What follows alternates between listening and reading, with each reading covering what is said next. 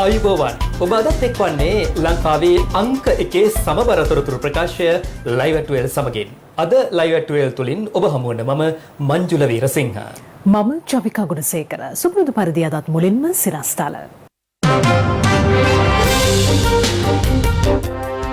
අයහපත් කාලගුණයෙන් පුද්ගලයින් 14 දෙනෙකු මරුට 2,45,000කට පීඩා. ප්‍රදේශ කිහිපයක ගංවතුර තත්ත්වය තවදුරටත්.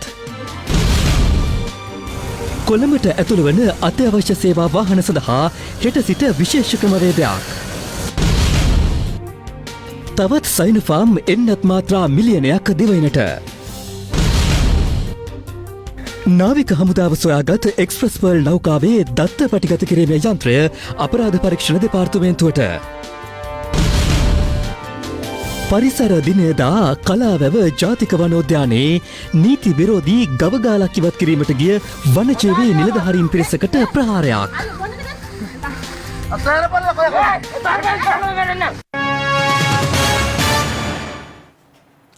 නිර්තදිග මෝසම සක්‍රිය වීම හේතුවෙන් දිවයිනේ ප්‍රදේශ රැසකට ඇදහැළුණු වර්ෂාපතන තත්ත්වයක් සමග සිදු වූ ආපදා හේතුවෙන් වාර්තා වූ මරණ සංඛ්‍යාව 14ක් දක්වා ඉහළ ගොස් තිබෙනවා. ආපදා කළමනාකරණ මධ්‍යස්ථානයේ සඳහන් කළේ තවත් පුද්ගලයන් දෙදෙනෙකු අතුරුදන්ව ඇති බවයි. පසුගිය දින කිහිපයේ සිට දිවයිනට ඇදහැළුණු අධික වර්ෂාව හේතුවෙන් කැලණි, කළු, නිල්වලා, මහවැලි, මහෝය සහ අතනගලු ඔයේ ජල මට්ටම් ඉහළ ගියා. ඒ හේතුවෙන් එම ගංගාශ්‍රිත පහත් බිම් රැසක් ජලයෙන් යට වුණා. කෙසේ වෙතත් වාරිමාර්ග දෙපාර්තමේන්තුව පැවසුවේ අදාළ ගංගාවල ජල මට්ටම මෙවන විට පහළ බසිමින් පවතින බවයි. දැනට ගංවතුර තර්ජනයට ලක් වෙලා තියෙන විශේෂයෙන්ම කළු ගඟ, කැලණි සහ අත්තනගල ඔය කියන ගංගා ද්‍රෝණි තුනේ ඉහළ ධාරා ප්‍රදේශවලට හෝ පහළ ධාරා ප්‍රදේශවලට සැලකිය යුතු මට්ටමේ වර්ෂාපතනයක් ලැබුණේ නැහැ. එම තත්ත්වය නිසා මේ ගංගා ද්‍රෝණි තුනේම දැනට පවතින ගංවතුර තත්ත්වය තවදුරටත් ඉහළ යාමක් අපේක්ෂා කරන්නේ නැහැ. මේ ගංවතුර තත්ත්වය ඉතා සුළු වශයෙන් සෙමින් අඩු වෙමින් යයි කියන පුරෝකථනය කරන්න කැමතියි. කෙසේ වෙතත් වැසි සහිත කාලගුණ තත්ත්වයෙන් කොළඹ දිස්ත්‍රික්කයේ පවුල් 8,427ක පුද්ගලයන් 35,123 දෙනෙකු පීඩාවට පත්ව ඇති බව ආපදා කළමනාකරණ මධ්‍යස්ථානයේ පැවසුවා. අප වාර්තාකරුවන් පැවසුවේ කොළඹ වැල්ලම්පිටිය, කොළුන්නාව, කැලණිමුල්ල, සේදවත්ත, වෙලෙවත්ත, වෙන්නවත්ත, මෙගොඩ කොළුන්නාව ඇතුළු කැලණි ගම් මිටියාවතේ පහත් බිම් රැසක් මෙවන විටත් ජලයෙන් යට වී ඇති බවයි.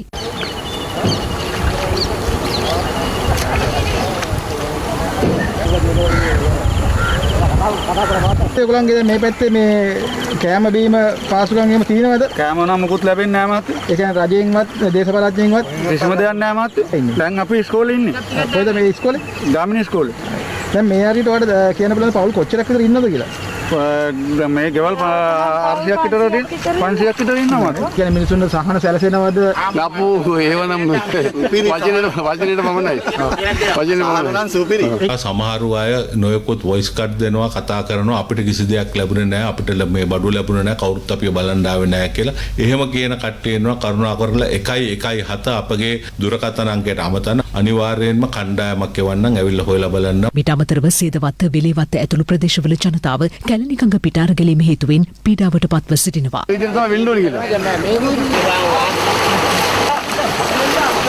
අපිට නම් ලැබුණා මේ සාන ඔක්කොම කණ්ඩ බොණ්ඩ ඔක්කොම ලැබුණා නේ.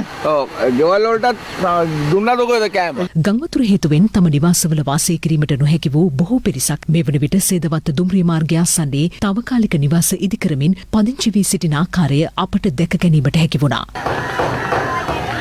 මේ අතර වර්ෂාව හේතුවෙන් කඩුවෙල නගරයේ මාර්ග රැසක් අද උදැසන ජලයෙන් යටව තිබුණා. මේ අපි දැන් රැඳී සිටින්නේ මුල් ඒරියාව නව නගරයේ. ඉතින් කැලණිය දෙසට දිවෙන මාර්ගය ඒ දෙසට ගමන් කිරීමේ හැකියාවක් නැහැ කිසිදු වාහනයකට. මොකද ජල මට්ටම අඩි 5ක් දක්වා ඉහළ ගොස් ඇති බව වාර්තා වන මේ මෙතන මේ සියල්ල මේ හතරමන් හන්දිය ජලයෙන් යට වෙලා තියෙනවා. ඉතින් මේ මන්සන්දියට ආපු ජනතාව ඒකරාශී වෙලා ඉන්න ඔවුන් මේ අත්‍යවශ්‍ය කටයුතු සඳහා රැකියාවට යන්න ආපු අය, මේ රථ වාහන වල එවැනි කටයුතු සඳහා යන්නට ආපු ජනතාව ඔවුන් ඒ ප්‍රදේශවලට ගමන් කිරීමේදී බොහෝ කෙනෙක් පාගමනින් තමයි ගමන් කරන්නේ. ඉතින් අපි දැන් ගමන් කරන්නේ මේ කොටිකාවත්ත ප්‍රදේශයට. ඉතින් ඒ ප්‍රදේශත් අවට සම්පූර්ණයෙන්ම ජලයෙන් යට වී තිබෙනවා. හංවැල්ල පහත්ගම ගොඩපර ගොඩැල්ල බෞද්ධ මධ්‍යස්ථානයේ මාර්ගයේද අධික වර්ෂාවත් සමග ජලයෙන් යටවීම හේතුවෙන් එහි වැඩ සිටින භික්ෂුන් වහන්සේ ඔරුවකින් දානය සඳහා මෙලෙස වැඩම කළා.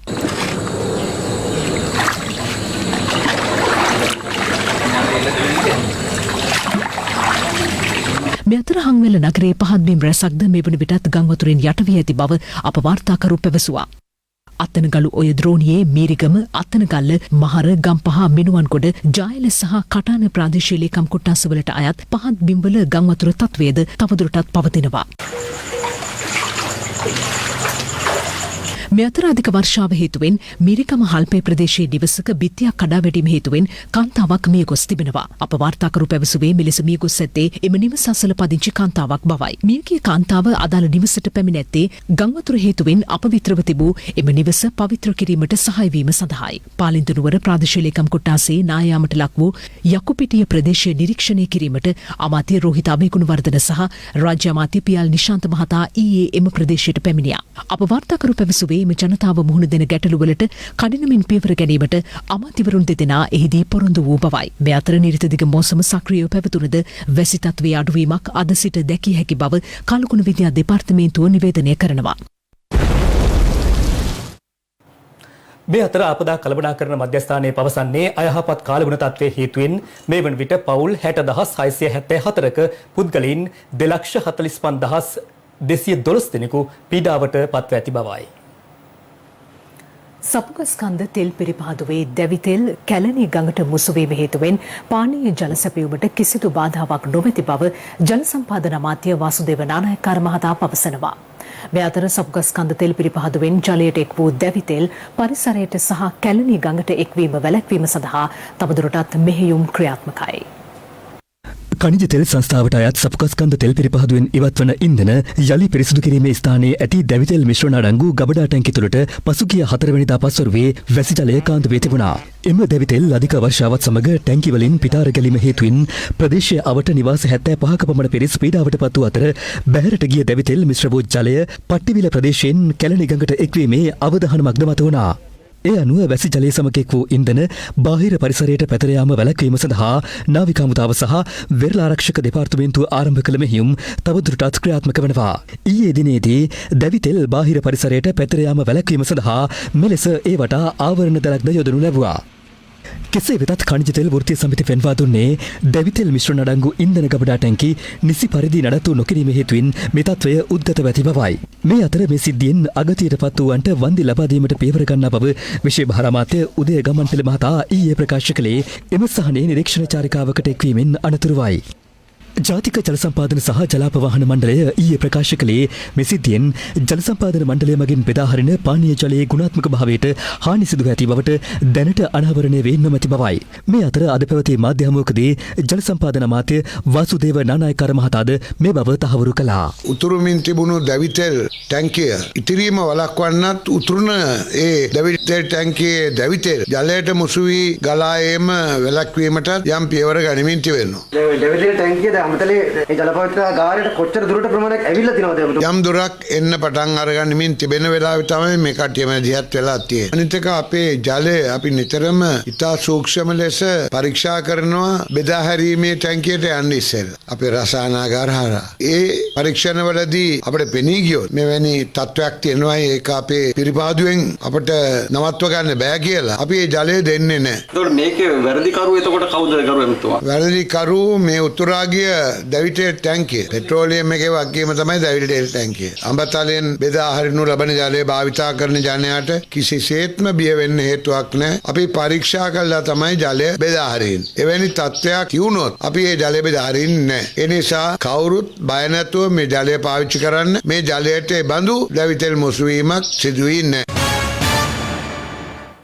මෙරටින් වාර්තා වූ සමස්ත COVID-19 ආසාදිතින් සංඛ්‍යාව 2,2357 දක්වා ඉහළ ගොස් තිබෙනවා. ඒ ඊයේ මෙරටින් වාර්තා වූ ආසාදිතින් 3,103 දෙනාත් සමගයි. මේ අතර මෙරට සිදු වූ සමස්ත ආසාදිත මරණ සංඛ්‍යාවද 1,696 දක්වා ඉහළ ගියා.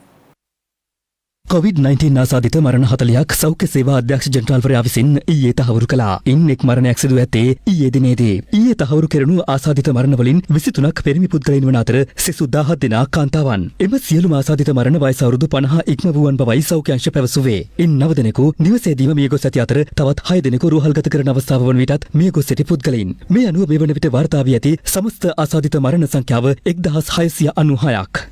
COVID-19 ආසාදිතින් ඊයේ දිනේදීත් දිස්ත්‍රික්ක 25න්ම වාර්තා වුණා. ඊයේ වාර්තා වූ ආසාදිතින් 3103 දෙනාගෙන් 3094 දෙනෙකුම අලුත් අවුරුදු පුකුරට අදාළව වාර්තා වූ ආසාදිතින්. තවත් ආසාදිතින් 9 දෙනෙකු වාර්තා වුණේ විදේශගතව සිට දෙවැනිට පැමිණ නිරෝධායනය වන පුද්ගලයින් අතුරින්. වැඩිම ආසාදිතින් සංඛ්‍යාවක් ඊයේ වාර්තා වුණේ කොළඹ දිස්ත්‍රික්කයෙන් වන අතර එම සංඛ්‍යාව 828ක්. ගම්පහ දිස්ත්‍රික්කයෙන් ආසාදිතින් 544 දෙනෙකු වාර්තා වුණා. මාතර දිස්ත්‍රික්කයෙන් ආසාදිතින් 224ක් වාර්තා වුණා. මීට අමතරව කළුතර මහනුවර ගාල්ල අම්පාර සහ මඩකලපුව දිස්ත්‍රික්කවලින් ආසාදිතින් 100 ඉක්මවා වාර්තා වූ බවයි සෞඛ්‍ය අංශ පැවසුවේ. විශේෂයෙන්ම ජූලි 15 පස්සේ පවණක් 1,50,6ක් වාර්තා වීම ඒ සැලකිල්ලට ගත යුතු කාරණයක්. අපගේ මේ තෙවන රැඳේ ප්‍රභේදය අනුව තමයි මේ ආකාරයෙන් කොවිඩ් ආසාදිතයන්ගේ ශීඝ්‍ර වැඩිවීමක් එක්කම ශීඝ්‍ර ව්‍යාප්තියක් අපි දැක්කේ. ඉතින් මේ සඳහා ගත යුතු සියලුම ක්‍රියාමාර්ග කොවිඩ් පාලනය කරගෙන ලබාගෙන තිබෙනවා.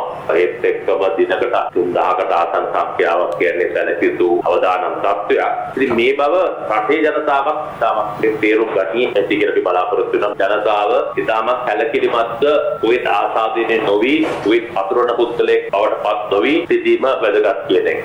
මේ දක්වා වාර්තා වූ සමස්ත ආසාදිතින් 2,2357 දෙනාගෙන් 1,66,132 දෙනෙකු සුවය ලබා තිබෙනවා. තවදුරටත් රෝහල් සහ අතරමැදි ප්‍රතිකාර මධ්‍යස්ථානගතව ප්‍රතිකාර ලබන ආසාදිතින් සංඛ්‍යාව 34529ක්. නුවරඑළිය නානුවය රදැල්ල ස්ට්‍රෝබෙරි වගා ගොවිපලක සේවකින් දස දෙනෙකුට COVID-19 ආසාදනය වී තිබෙනවා. සෞඛ්‍ය අංශ පැවසුවේ මීට පෙර එම ගොවිපලේ කළමනාකාරවරයා ඇතුළු කිහිප දෙනෙකුට COVID-19 ආසාදනය වීමත් සමග එහි නිලධාරීන් සහ සේවකින් 72 දෙනෙකු ඊයේ රැපිඩ් ඇන්ටිජන් පරීක්ෂාවට ලක් කර ඇති අතර එහි ප්‍රතිඵල අනුව එම ආසාදිතින් දස දෙනා හඳුනාගෙන ඇති බවයි. ඔවුන්ගේ සමීප ආශ්‍රිතයින්ද ගෘහස්ත නිරෝධායනයට යොමු කර තිබෙනවා. වවනියාව සහය වාතාපුර ගම්මානයේ දින 3ක් ඇතුළත ආසාදිතින් 31 දෙනෙකු හඳුනාගෙන උනා. සෞඛ්‍ය අංශ පැවසුවේ ඊයේ දිනේ පමණ ආසාදිතින් 6 දෙනෙකු හඳුනාගත් බවයි. වවනියාව නගරයේ සනීපාරක්ෂක කටයුතු වල නිරත සේවකින් කිහිප දෙනෙකුට මීට පෙර COVID-19 ආසාදනය වී තිබූ අතර ඔවුන්ගේ සමීප ආශ්‍රිතයින් PCR පරීක්ෂණ වලට ලක් කිරීමෙන් අනතුරුවයි එම ආසාදිතින් තහවුරු වී ඇත්තේ. ඒ අනුව අදාළ ගම්මානයේම සියලු පුද්ගලයින් ගෘහස්ත නිරෝධායනයට යොමු කර ඇති බව අප වාර්තාකරු සඳහන් කළා. අපි දැනටත් PCR පරීක්ෂණ රජයේ සහ පෞද්ගලික අංශයේ දිනකට 20000 21000 අතර ප්‍රමාණයක් සිදු කරනවා. එම ප්‍රමාණයෙන් තමයි මේ ආසාදිතයන් සංඛ්‍යාව වාර්තා වෙන්නේ. ඒයින් වැඩිපුරම PCR පොසිටිව් වෙලා තියෙන්නේ අපි දින 14ක් නිරෝධායනයට ලක් කරලා ඉවර වෙලා නිරෝධායනයෙන් උදාහරින්න කරන PCR වලින්. එතකොට ඕන් ඇතරම අපේ නිරෝධායන නීති රීති යටතේ සිටපු කාණ්ඩයක්. ඉතින් ඒ නිසා ඔවුන්ගේ එක පවුලක කෙනෙක් හිටියොත් පවුලේ අයට යන්න පුළුවන්. නමුත් එතනින් එහාට යන්න පුළුවන් කමක් නැහැ අපේ නිරෝධායන නීති රීති නිසා. චීනයේ නිෂ්පාදිත සයිනෝෆාර්ම් එන්නත් මාත්‍රා ලක්ෂ 10ක් අදාළුවම මෙරටට ලැබී තිබෙනවා. කොවිඩ් වසංගතයේ ආරම්භයේ සිට අද දක්වා එක්වරකදී ශ්‍රී ලංකාවට ලැබුණු වැඩිම එන්නත් ප්‍රමාණය මෙය බවයි වාර්තා වන්නේ. චීනය නිෂ්පාදනය කරන සයිනෝෆාර්ම් එන්නතේ මාත්‍රා ලක්ෂ 10ක් අද උදෑසන ශ්‍රී ලංකාවට ලැබුණා. රාජ්‍ය ඖෂධ නීතිගත සංස්ථාව ගෙවීම් කරලා තමයි මේ එන්නත් ප්‍රමාණය ලබා ගත්තේ. අප මැයි මාසේ 8 වෙනිදා තමයි සයිනෝෆාර්ම් එන්නත ශ්‍රී ලාංකිකයන්ට ලබා දීම ආරම්භ කරේ. පළවෙනි මාත්‍රාව ලබා දීම. එම පළවෙනි මාත්‍රාව ලබා දුන්න අයට දෙවෙනි මාත්‍රාව ඔබ පළවෙනි මාත්‍රාව ලබාගත් දිනයට අනුරූප ජුනි මාසයේ ඒ දිනේදීම ලබා දෙන්න අප කටයුතු යොදා තියෙනවා. මේ අතර ලබන 9 වෙනිදා තවත් එන්නත් මාත්‍රා මිලියනයක් ලැබෙන බව යුද හමුදාපතිවරයා පවසනවා. ගරු ජනාධිපතිතුමා උපදෙස් අපිට ලබා දුන්නා. 9 වෙනිදා නැවත එන්නත් මාත්‍රා මිලියනයක් ශ්‍රී ලංකාවට ලැබීමට නියමිත හින්දා අනිද්දා 8 වෙනිදා සිට තවත් දිස්ත්‍රික්ක 12ක එන්නත් කරණය ආරම්භ කරන්න කියලා. මෙහිදී ඒ ප්‍රදේශෙම ඉන්න වයස අවුරුදු 60ට වැඩි අපගේ ජ්‍යෙෂ්ඨ පුරවැසියන්ට ප්‍රමුඛතාවයක් ලබා දීමටත් විශේෂයෙන්ම ගැබිනි මාතාවන්ට විවිධ රෝගවල පිළි සිටිනවන්ට වැඩි ප්‍රමුඛත්වයක් ලබා දීමටත් රජයේ අත්‍යවශ්‍ය සේවාවන් හා සම්බන්ධ වෙච්ච ඒ රජයේ සේවකයන්ටත් ප්‍රමුඛත්වය ලබා දීමටත් කොවිඩ් පැතිරවීම යම් කිසි දුරකට ඇති වෙලා තිබෙනවා මේ ඇඟලුම් කර්මාන්ත ශාලා සහ කර්මාන්ත ශාලාවල නියුතු රැකියා නියුතු අයලුන්ට ඒ කට්ටියත් ඉලක්ක කරගෙන පොදුවේ ඒ ප්‍රදේශයටම මේ එන්නත් කරණය ලබා දීමට උපදෙස් අපි ලබා දීලා තිබෙනවා. මේ අතර එන්නත් වර්ග සහ එම එන්නත් ලබා ගැනීමේ වැදගත්කම පිළිබඳව අමාත්‍ය මහාචාර්ය චන්න ජයසුමන මහතා මෙලෙස පැහැදිලි කළා. ඒ වගේම විශේෂයෙන්ම කියන්න ඕන මෙම COVID-19 රෝගයට එරෙහි ලෝකේ ප්‍රධාන එන්නත් වර්ග 3ක් තියෙනවා. පළවෙනි එක තමයි mRNA තාක්ෂණය භාවිතා කරලා නිපදවපු Pfizer සහ Moderna එන්නත්. ඒ වගේම ඒ වෛරසයේ මතු පිට තියෙන ප්‍රෝටීන ව්‍යුහය යොදාගෙන නිෂ්පාදනය කරපු ස්පුට්නික්, ඇස්ට්‍රාසෙනිකා සහ ජොන්සන් ඇන්ඩ් ජොන්සන් එන්න. තුන්වෙනි වර්ගය තමයි අක්‍රිය කරන ලද වෛරසයක් භාවිතා කරලා නිපදවන සයිනෝෆාර්ම් සහ සයිනෝවැක් කියන එන්න. මෙම එන්නත් වර්ග තුනෙන් mRNA තාක්ෂණය යොදාගත් එන්නත් සහ ඒ වෛරසයේ මතුපිට තියෙන ස්පයික් ප්‍රෝටීන ව්‍යුහය යොදාගෙන නිෂ්පාදනය කරපු එන්නත් පළවෙනි මාත්‍රාව ලබා ගත්තත් සැලකිය යුතු මට්ටමේ ප්‍රතිශක්තියක් ගොඩනැගෙනවා. හැබැයි සයිනෝවැක් සහ සයිනෝෆාර්ම් වගේ අක්‍රිය කරන ලද එන්නත් තුලින් ප්‍රතිශක්තිය ගොඩනැගෙන්නේ දෙවෙනි මාත්‍රාව ලබා ගත්තට පස්සේ. ඒක නිසා අනිවාර්යයෙන්ම ඔබ සයිනෝෆාර්ම් එන්නතේ පළවෙනි මාත්‍රාව ලබා ගත්තා නම් එම දෙවෙනි මාත්‍රාව ලබා ගත යුතුමයි. එහෙම නැත්නම් ඔබ තුල සැලකිය යුතු මට්ටමේ ප්‍රතිශක්තිකරණයක් කොවිඩ් රෝගයට එරෙහිව ඇති වෙන්නේ නැහැ. සංචරණ සීමා බලාත්මක කාලය තුළ අත්‍යවශ්‍ය සේවාවන්හි නිරත වන රථ වාහන සඳහා විශේෂ ස්ටිකරයක් හඳුන්වා දීම හෙට දින ආරම්භ කරන බව පොලිස් මාධ්‍ය ප්‍රකාශක නියෝජ්‍ය පොලිස්පති අජිත් රෝහණ මහතා ප්‍රකාශ කළා. ඔහු සඳහන් කළේ අත්‍යවශ්‍ය සේවාවන් සඳහා ගමන් කරන පිරිසට සිදුවන අපහසුතා වළක්වා ගැනීම සඳහා මේ ක්‍රියාමාර්ගයට එළඹෙන බවයි. COVID-19 වෛරසය හමුවේ දෙවෙන පුරා නිරෝධායන නීති සහ සංචරණ සීමා බලපැවැත්වෙනවා. එසේ තිබියදීත් ඇතැම් පිරිස් මෙම නීති උල්ලංඝනය කරමින් දෛනික කටයුතු සිදු කර ගැනීමට යොමු වීම හේතුවෙන් එවැනි ක්‍රියා පාලනය කිරීම සඳහා පොලිසිය සහ යුද හමුදාව එක්ව සෝදිසි මෙහෙයුම්ද ආරම්භ කර තිබෙනවා. සංචරණ සීමා උල්ලංඝනය කරමින් දහවනය කරන රථ වාහන නිරෝධායන නීති කඩ කරන පුද්ගලින් අත්අඩංගුවට ගැනීම සහ ඔවුන්ට එරෙහිව නීතිය ක්‍රියාත්මක කිරීම මේ වන විට පොලිසිය මගින් සිදු කරනු ලබනවා. සංචරණ සීමා කාලය තුළ අත්‍යවශ්‍ය සේවාවන් පවත්වාගෙන යාමට අවස්ථාව හිමි වන අතර ඒ යටතේ අත්‍යවශ්‍ය සේවාවන් සඳහා ගමන් ගන්නා රථ වාහන සඳහා ස්ටිකරයක් හඳුන්වා දීම සහ සේවකින්ට අවශ්‍ය ලිපි ලේඛන සකස් කිරීම සහ පරීක්ෂා කිරීම සිදු කරනවා. කෙසේ වෙතත් පොලිස් මාධ්‍ය ප්‍රකාශක නියෝජ්‍ය පොලිස්පති අජිත් රෝහණ මහතා අද ප්‍රකාශ කළේ සංචරණ සීමා කාලය තුළම බලපැවැත්වෙන පරිදි අත්‍යවශ්‍ය සේවාවන් සඳහා ගමන් ගන්නා රථ වාහන වෙනුවෙන් විශේෂිත ස්ටිකරයක් හෙට සිට හඳුන්වා දෙන බවයි. හෙට දින නිවැරදි තොරතුරු අදාළ මාර්ග බාධකවලදී ලබා දීමට කටයුතු කරන්න ඔබේ හැඳුනුම්පත් අංකය, රාජකාරී හැඳුනුම්පත, ඒ වගේම අදාළ ආයතනයෙන් ලබා දී ඇති ලිපිය මේ සියලු විස්තර ලබා දීමට කටයුතු කළ යුතුයි. එවිට ඔබට ඉදිරි දිනවල බාධාවකින් තොරව තම රාජකාරී ස්ථානයේ වෙත ගමන් කිරීමට හැකියාවක් ලැබෙනවා. මේ ස්ටිකරය හඳුන්වා දීම පිළිබඳව තවදුරටත් තොරතුරු අපි අද දින සවස් කාලයේදී ප්‍රකාශ කිරීමට නියමිතව තිබෙනවා. මේ අතර ගෙවී ගිය පැය 24 තුළද නිරෝධායන නීති කඩ කළ පුද්ගලයන් 995 දෙනෙකු අත්අඩංගුවට ගෙන තිබෙනවා. එමෙන්ම ඊයේ දිනේ තුල කොළඹ නගරයට රථ වාහන 42473ක් ඇතුළු වී ඇති අතර ඉන් වැඩි සංඛ්‍යාවක් මූල්‍ය ආයතන වලට අයත් රථ වාහන බවයි පොලිස් මාධ්‍ය ප්‍රකාශකවරයා සඳහන් කළේ. කොළඹට ඇතුළු වන රථ වාහන සඳහා ස්ටිකර් ඇලවීම මෙන්ම නිරෝධායන නීති කඩ කරන පුද්ගලයන් සොයා අදත් ප්‍රදේශ කිහිපයකදීම මෙහෙයුම් සිදු කෙරුණා. මේ අතර පැවති අයහපත් කාලගුණ තත්ත්වයේ හේතුවෙන් හොරණ මතුගම ප්‍රධාන මාර්ගය ජලයෙන් යටව ඇති අතර ඒ හේතුවෙන් නිරෝධායන නීති උල්ලංඝනය කරමින් පෞද්ගලික කර්මාන්ත ශාලාවකට සේවකයන් රැගෙන යමින් තිබූ ට්‍රැක්ටර් රථයක් පොලිසිය බහරට ගෙන තිබෙනවා. එහි සිටි පිරිසට තරයේ අවවාද කිරීමෙන් පසුව මුදාහල බවයි අඟුරුවාතර පොලිසිය සඳහන් කළේ. 10 නෙමෙයි 10ක් ගන්න බෑ ඩොක්ටර් ලේලනේ. කරන්න ඕන මේවා රටේ සංවර්ධන කටයුතු නවත්තන්න කියලා අපි කියන්නේ නැහැ. නමුත් මේ අපි කරන්න උත්සාහ කරන දේ අපිට බාධා කරන්න පාවුවා. සංචරණ නීති උල්ලංඝනය කරමින් කොළඹ සිට සියබලාණ්ඩුව දෙසට දහවනය කළ වෑන් රථයක් පොලිස් විශේෂ කාර්ය බළකා නිලධාරීන් පරීක්ෂාවට ලක් කළා. එහි තිබී හෙරෝයින් මත්ද්‍රව්‍ය ග්‍රෑම් 151ක් සොයාගත් අතර වෑන් රථයේ ගමන්ගත් පුද්ගලයන් 5 දෙනෙකුද අත්අඩංගුවට ගනු ලැබුවා. මෙහිදී අනාවරණ වී ඇත්තේ කාන්තාවකට ප්‍රතිකාර ලබා ගැනීම සඳහා රෝහලක් වෙත රැගෙන යන බව පවසමින් මේ පිරිස හෙරෝයින් මත්ද්‍රව්‍ය රැගෙන ගොස් ඇති බවයි. මුහුදුපත් වෙමින් නැති එක්ස්ප්‍රස් පර්ල් නෞකාවේ පණිපුඩ දත්ත පටිගත කිරීමේ යන්ත්‍රය නාවික හමුදාව විසින් අපරාධ පරීක්ෂණ දෙපාර්තමේන්තුවට බහර දී තිබෙනවා.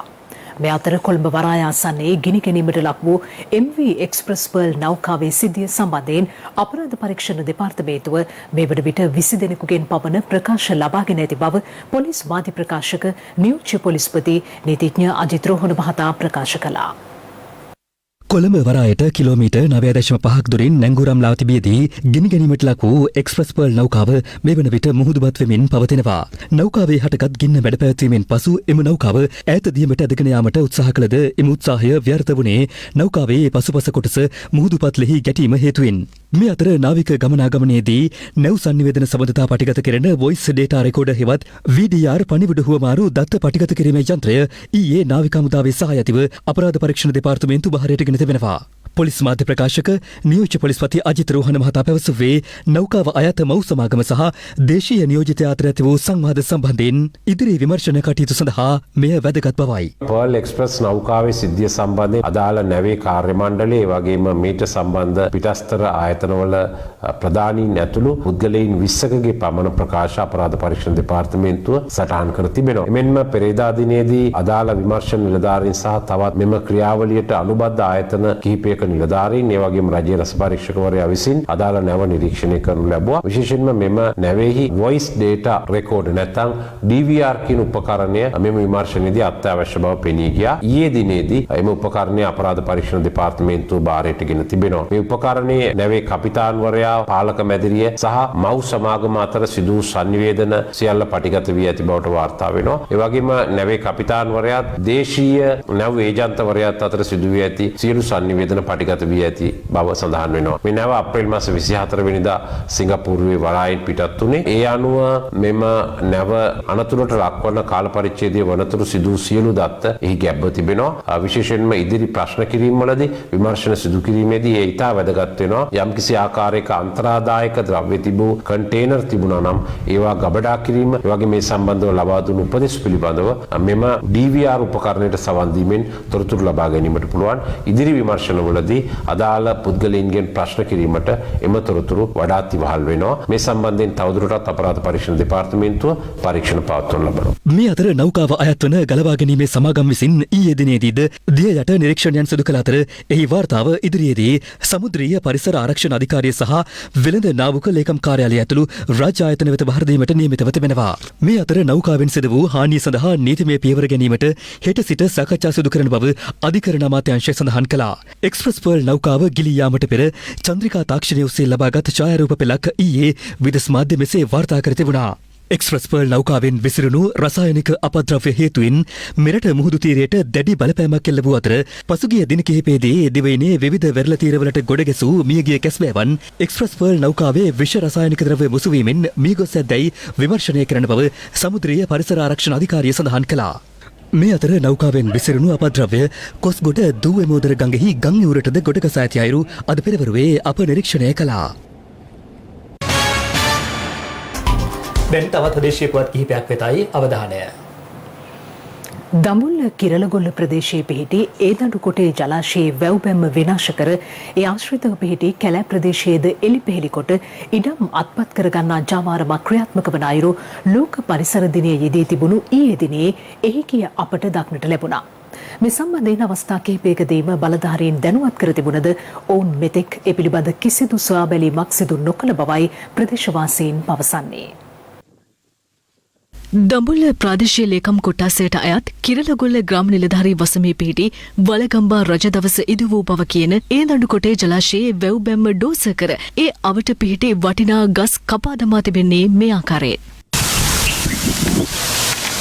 මුලින්ම තිබිලා තියෙන මේකට අක්කර 18ක් විතර. ක්‍රමවේදය අනුව ඉතින් වැව කැඩිලා ගිහිල්ලා ප්‍රතිසංස්කරණය කරන්නේ නැතුව භෝජන සේවකටයි තියෙන්නේ මේක. සිටියේ තියෙනවා. නිලධාරි දැනුවත් වෙන්න ඕන නේද? පරිසර දිනේට මිනිස්සු පැල හිටවුන ඇරෙන්න තියෙනවා ගලවන්නේ නැහැ. මෙම පරිසර විනාශය පිළිබඳව බලධාරීන් දැනුවත් කර තිබුණත් ඒ පිළිබඳ ඔවුන්ගේ අවධානය යොමු නොවූ බවද ප්‍රදේශයේ ජනතාව චෝදනා කරනවා. ඉතින් මේ වගේ වටිනා ගස් ඉතින් ආයේ අවුරුදු ගාණක් යනවා මේ තත්ත්වයට හැදෙන්න කනගාටුවක් ඇති වෙනවා ඉතින්. දැන් මේ ගහකට මහත්යෝ කොච්චර මේකට ගස් 5000ක් හැදුවත් වැඩක්ද? මේ ගහෙන් එන ප්‍රතිලාභ ගන්න බෑනේ. මේ අතර පරිසර දිනයේ යෙදී තිබූ ඊයේ දිනේ කලාවැව ජාතික උද්‍යානයේ ගල්කිරියාගම ප්‍රදේශයට අයත් කොටසක පවත්වාගෙන ගිය නීති විරෝධී ගවගාලක් ඉවත් කිරීමට ගිය ගල්කිරියාගම වනසත්ව අඩවි ආරක්ෂක කාර්යාලයේ නිලධාරීන්ට ගම්වාසීන්ගේ විරෝධය එල්ල වුණා. එහෙම මඩ කියලා මේක ඔයාගේ දන්නේ නෙවෙයි. මගේ දන්නේ නෙවෙයි මම හරියට. එහෙම බෑ. මේක අහන්නකෝ. හරි අපි පරම්පරාවක් නෑ. ඔයාලා හරක් දාගන්න එක ප්‍රශ්නයක් දැම්මේ. ඔයාලා හරක්ට මොනවා හරි විසඳුමක් දෙන්න. අනතුරුව දෙපිරිස අතර උණුසුම් තත්වයක්ද ඇති වුණා. බල්ලකෝ ඔතාරියකෝ මේ අයියෝ කොහොමද අතර බල්ලකෝ ඔතාරිය ගහන කරන්න. හරි ගහන. ඔතාරිය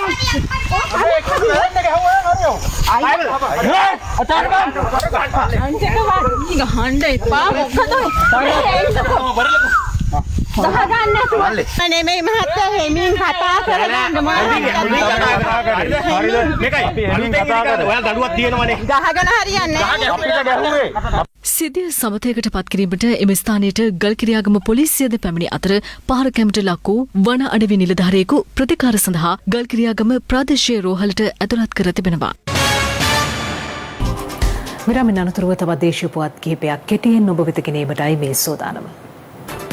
රත්ගම කටුදම්පේ කිරිමෙටියවත්ත ප්‍රදේශයේදී ඊයේ රාත්‍රියේ සිදු වූ වෙඩිතැබීමකින් පුද්ගලයෙකු තුවාල ලබා තිබෙනවා.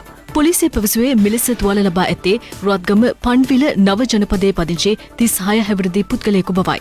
අදාළ පුද්ගලයා ඊයේ රාත්‍රියේ යතුරුපැදියකින් ගමන් කරමින් සිටියේදී නාඳුනන පුද්ගලින් දෙදෙනෙකු විසින් වෙඩි තබා ඇති අතර ඔහු මේ වන විට කරාපිටිය ශික්ෂණ රෝහලේ ප්‍රතිකාර ලබනවා. වාතුව පොතුපිටිය මන්සන්දියේදී යතුරුපැදි දෙකක් ගැටීමෙන් සිදු වූ අනතුරකින් අවුරුදු 19ක තරුණයෙකු ඊයේ සවස මිය ගොස් තිබෙනවා. පොලිසිය පැවසුවේ සංචරණ සීමා පනවා තිබෙදී අදාළ යතුරුපැදිකරුවන් දෙදෙනා තරංගයට යතුරුපැදි ධාවනය කර ඇති බවයි. එහිදී වේගය පාලනය කරගත නොහැකි වීමෙන් පොතුපිටිය මන්සන්දියේදී යතුරුපැදි දෙක එකිනෙක ගැටීමෙන් මෙම අනතුර සිදුව තිබෙනවා.